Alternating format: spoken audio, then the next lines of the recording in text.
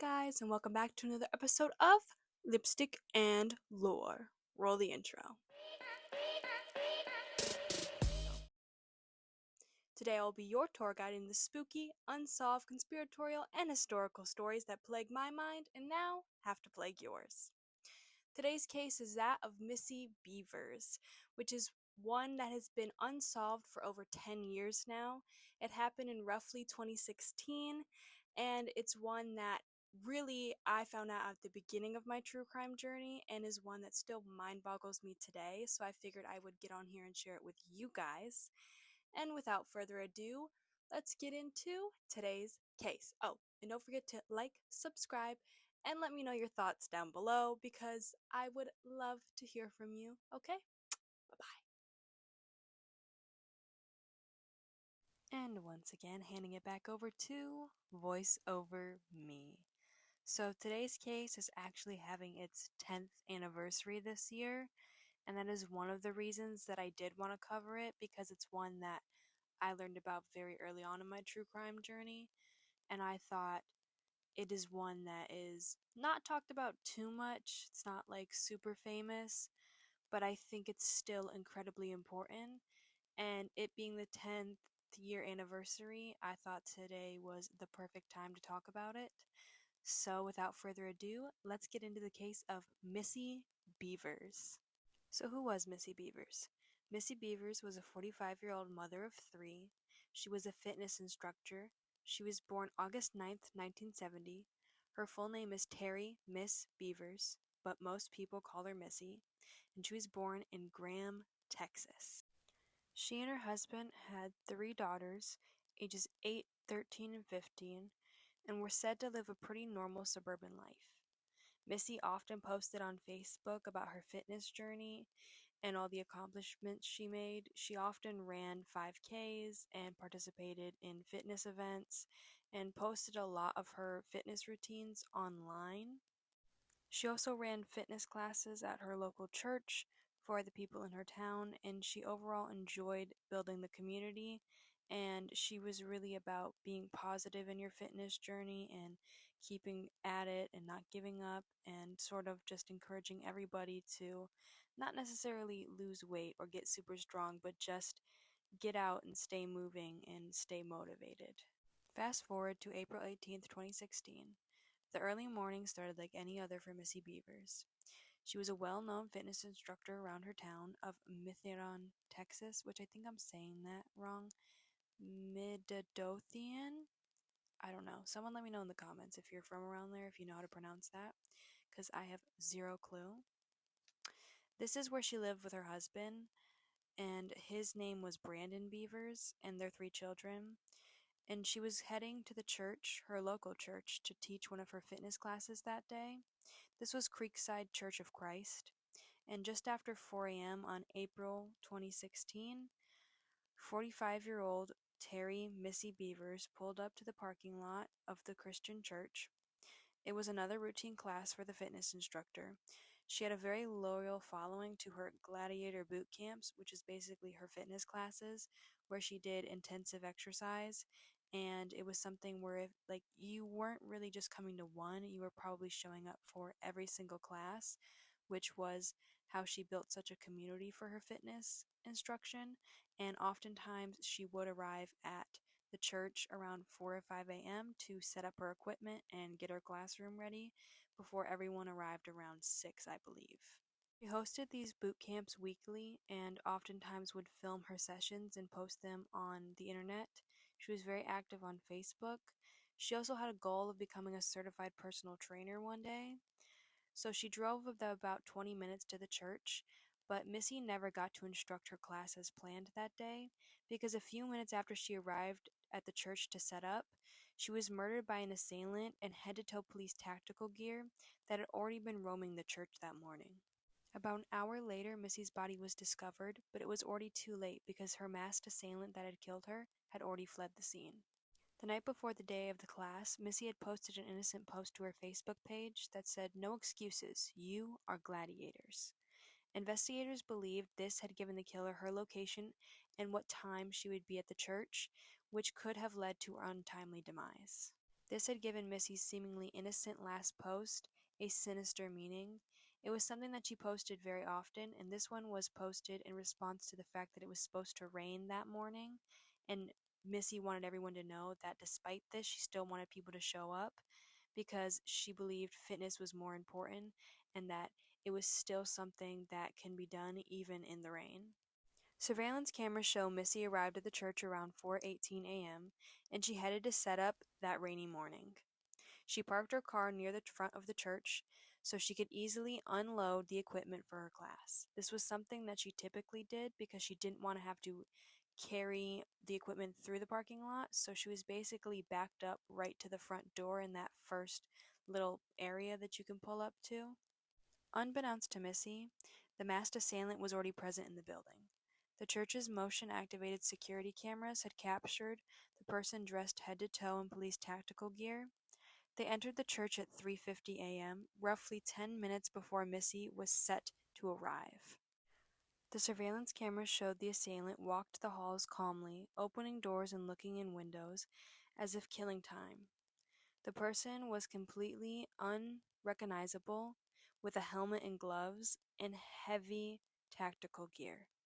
This led investigators to pretty much zero leads because, one, they couldn't identify any identifying features of the person, and two, the person didn't really act in a certain way, so there was no personality to report on because they simply walked the halls calmly, opening doors, closing doors, looking in windows. It was very creepy footage, and I'll put some pictures of it up on screen because out of all the true crime that I've seen in my time, which isn't a lot of time, but probably at least 5 years now of being super into the true crime scene, this is some of the most disturbing footage in my opinion. And not disturbing because it's gory or it's graphic or it's super creepy. I would say it's more unsettling. I would definitely say it just gives you a vibe. It just makes you feel unsettled, and that's the best way I can describe it. I'll try to play a little clip on screen so for my listeners, you might want to look and just see it because my goodness, it gives me literal goosebumps every time I watch it. Okay, I put the video clip up on screen and it's a little blurry obviously because it's CCTV footage and I don't know how we have such amazing cameras in our pockets but not for actual security footage, but whatever. But tell me this footage doesn't give you the absolute creeps. It's eerie. It's eerie. And just how calmly this person is right now, unlocking, fiddling with a door, walking out of the door, walking around, I'm sorry, but that's unsettling, knowing that you're just gonna murder someone and you're just looking around, doing whatever, walking, hello? That's terrifying to me.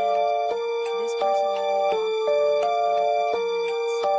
Well, more than 10 minutes because she arrived around 4:18 is when she entered the building.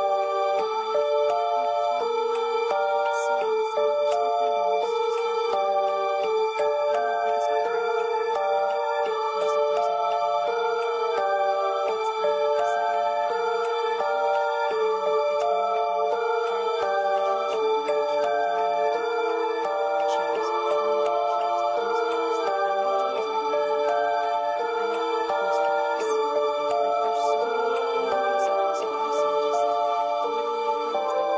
This is what I used to do in school when I would take the hall pass out. Not that I did this often, but if you have a hall pass, you walk around. That's what this footage reminds me of, not of someone who's about to take somebody's life brutally. One of the only identifying factors of this person is that they walk with a gait, which is more so towards their right foot, and that's literally the only piece of identifying evidence we have of this person because we don't know what they look like. We don't know, really how tall they are. There's an estimation, but there's no true knowing. You don't know what hair color they have. You don't know what ethnicity or skin color they even have.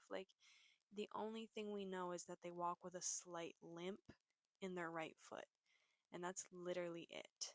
A lot of sources called it a limp, but I wouldn't even call it a limp. I knew a dude, like way, way, way back, and he had broken his leg.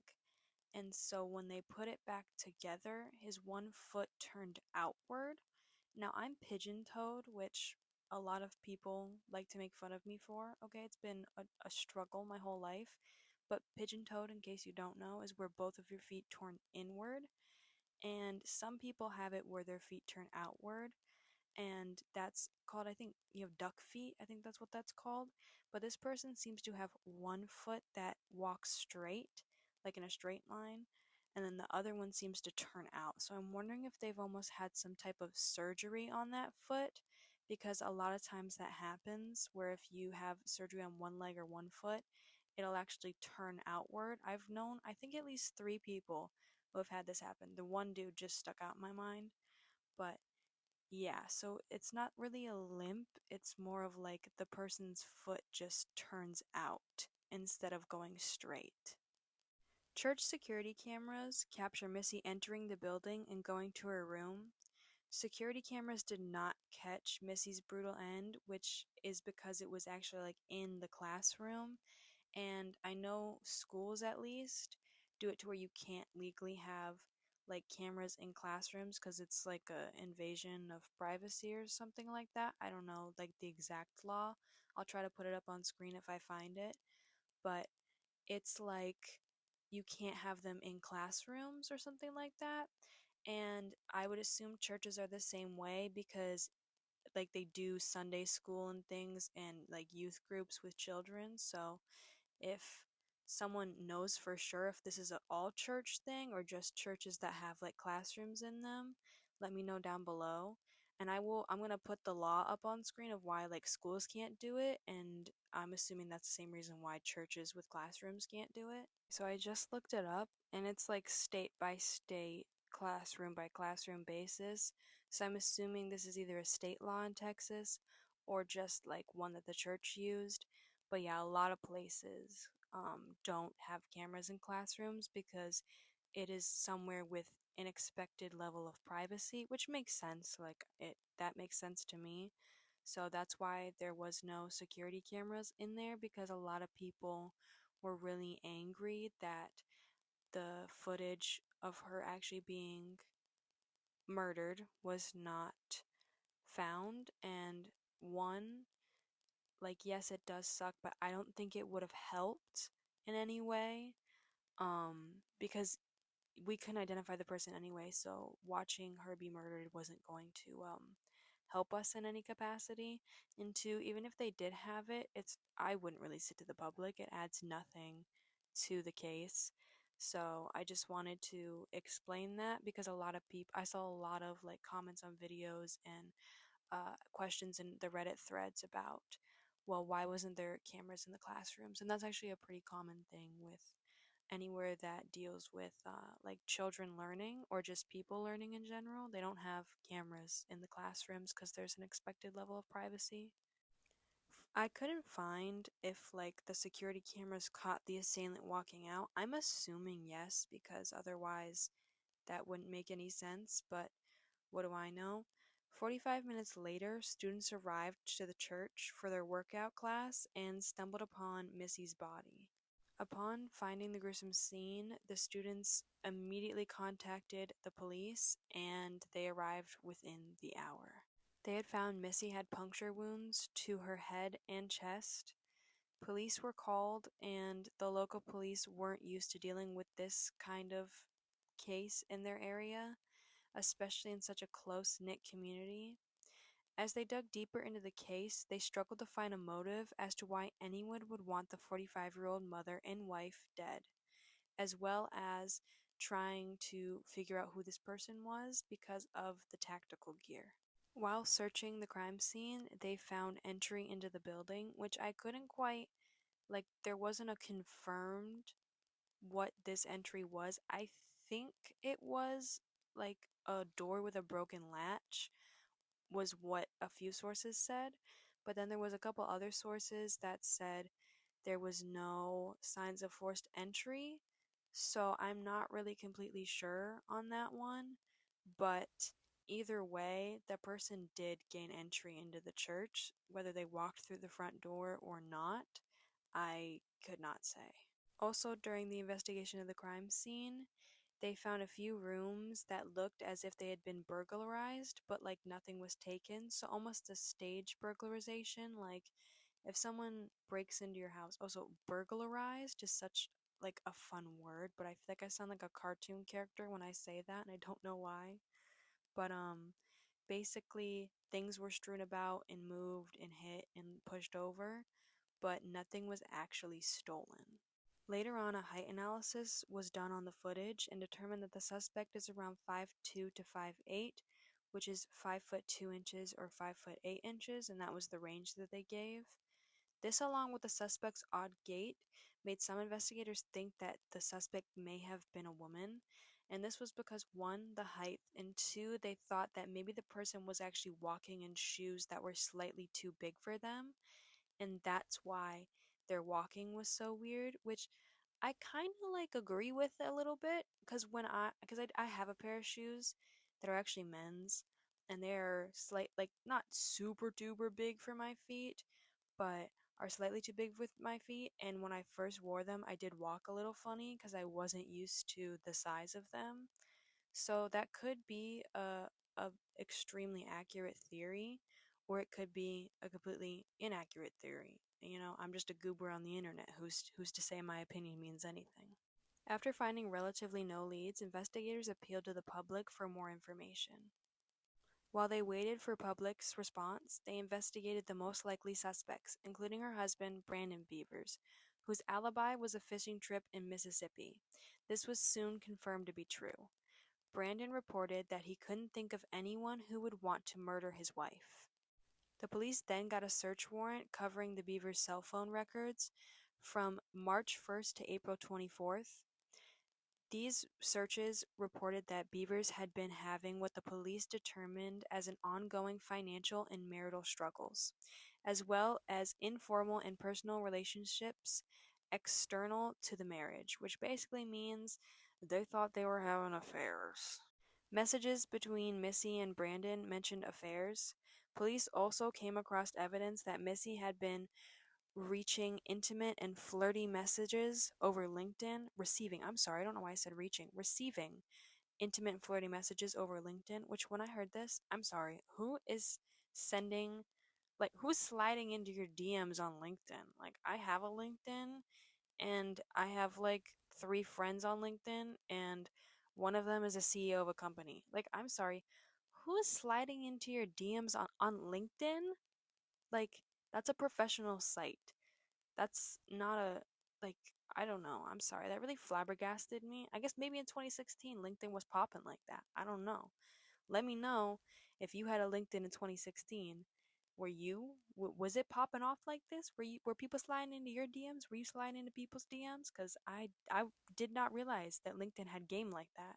Most of these LinkedIn messages had been deleted and were not able to be recovered, but investigators learned through friends of Missy that Missy had received a private message from a man on LinkedIn. Missy had told her friends that these messages made her uncomfortable, calling the messages creepy and strange. Police thought that this man might be her killer. Still, even after receiving these messages, Missy didn't think anything of it and didn't suspect what awful tragedy was coming for her, and had kept her licensed firearm inside her car instead of taking it inside the church with her. So she was licensed to carry, which is pretty typical in the state of Texas, and she didn't take the firearm in the building with her. She left it in the car because she truly didn't suspect anything. I mean, you never suspect you're gonna get murdered, obviously. I mean, I do sometimes. That's definitely a thought that crosses my brain a little too often. Like, I'm like sleeping in weird positions thinking about like what if someone broke in and tried to like murder me right now, but that's just me. I've consumed far too many horror movies and far too much true crime.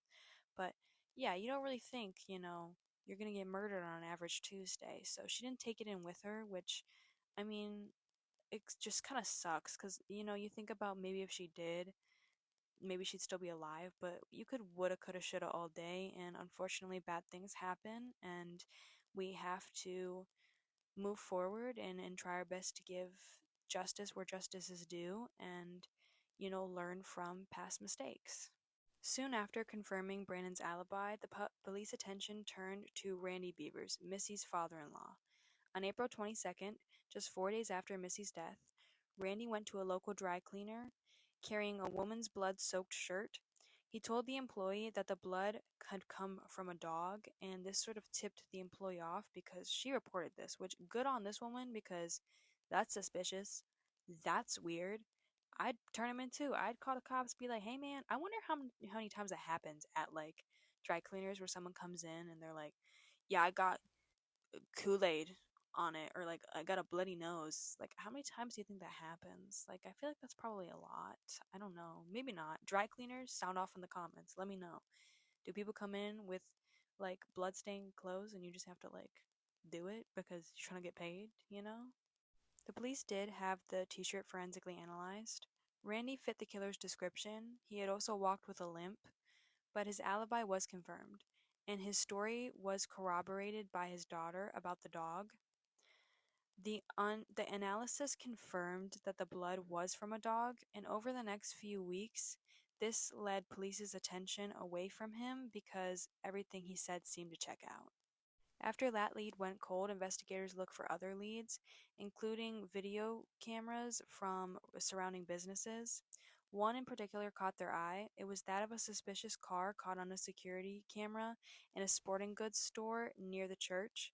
The car drove around the parking lot and spent about 6 minutes there, and much of its time was with its lights off. So this is early in the morning, and probably around, I think it was like 3:30 a.m., maybe a little bit before that. And it spent 6 minutes in this parking lot and had its lights off completely, and it's pitch black. So if you're driving around a parking lot in the middle of the night or in the super early morning hours, you think you'd have your lights on because, one, I think it's like a rule. Don't quote me on that, but I'm pretty sure you can get a ticket for that in some states. And also, it's just common sense. So, like, people see you coming and that you see other people coming, or like animals or things in the road, especially in a parking lot. People could be there. You want to be able to see them. The police soon released this footage to the public, but nothing came from it. The car was described as a 2010-2012 Nissan Altima. No one identified the driver, and the driver of it never came through. This basically was because they couldn't see the license plate due to the camera's like night vision mode, so they couldn't like look it up in their system. So they put it out to the public, but no one ever came forward claiming it, so it was another dead end. In late 2019, detectives followed up on a tip that had been phoned in multiple times during the investigation, involving former tactical police officer Bobby Wayne Henry. Henry had admitted to investigators that he still owned his riot gear, but he claimed that it didn't fit him anymore. He attended Mass at Creekside Church and walked with a limp. He also owned a car that resembled the SUV on the surveillance footage. This SUV had been seen leaving the church the morning of Missy's murder. Henry seemed like a good fit. Only problem was he was 6'1", and this meant he was too large to be the person on the footage if we're saying that their height analysis was 110% accurate. But given this, investigators did rule Henry out as a person of interest because he seemingly had no motive and also was too tall to be their suspect. Which, I don't know, seems a little bit shady to me. Maybe not shady, but I feel like maybe it's just inaccurate, because what if their height analysis just isn't accurate? I mean, this was 2016. Maybe the person could be taller, or maybe it was just the way the camera was angled, because a lot of people think I'm taller than I am in photos, and I'm like, no, girl, I'm just short. Don't even worry about it. I'm not short. I'm just average height. A lot of people think I'm taller than I am, but it could just be the way the footage is. I mean, it looks like it was filmed on a calculator, so that definitely could be the reason they look shorter on the footage.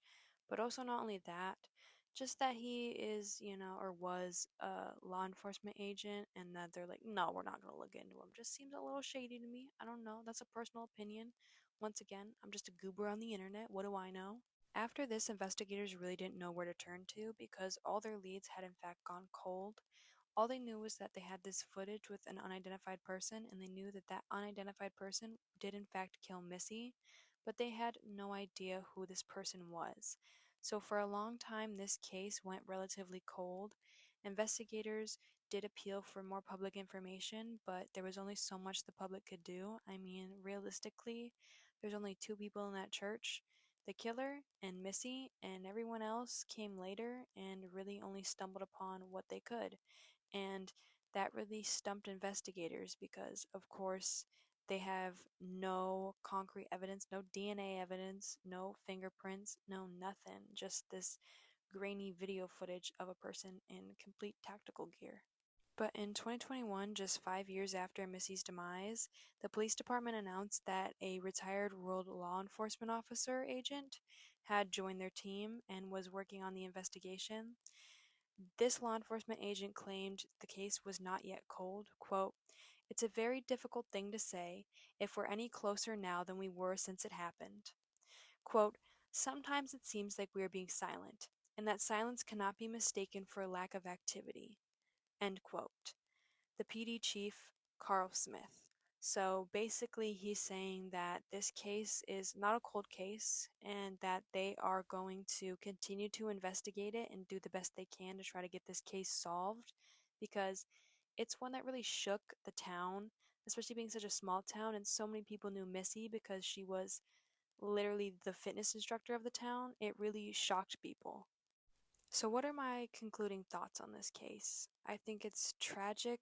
I think it's one that I pray gets solved. I have my fingers crossed, and one that I will definitely be keeping up with for the foreseeable future because it's one that is near and dear to my heart. And that video footage just makes me so uncomfortable. It's just one that I really, really hope gets solved. So, without further ado, now to outro me. And that is all I have for you for today's case. If I missed anything, please let me know in the comments below. And I hope today's case wasn't too incredibly heavy for you. If it was, though, feel free to let me know down below and things I can change to help make these videos more enjoyable. Or if you just want to let me know what you think about the case, go ahead and let me know. Don't forget to like and subscribe if you like these types of videos because I am going to try to post more regularly. And if you want just makeup content, I am going to try to post a couple of those. So if you like just the makeup portion and not the true crime, go ahead and follow along as well. And without further ado, please go enjoy your day. Go pet your dog, go hug a loved one, go watch some cartoons, do something that makes you happy and is good for your brain. And overall, just relax after today's video. I love you all. I'm so happy to be building this community, and I hope to continue to grow it as the weeks go on. I love you all, okay? Be kind, be safe, and be yourself. Love you. Bye-bye.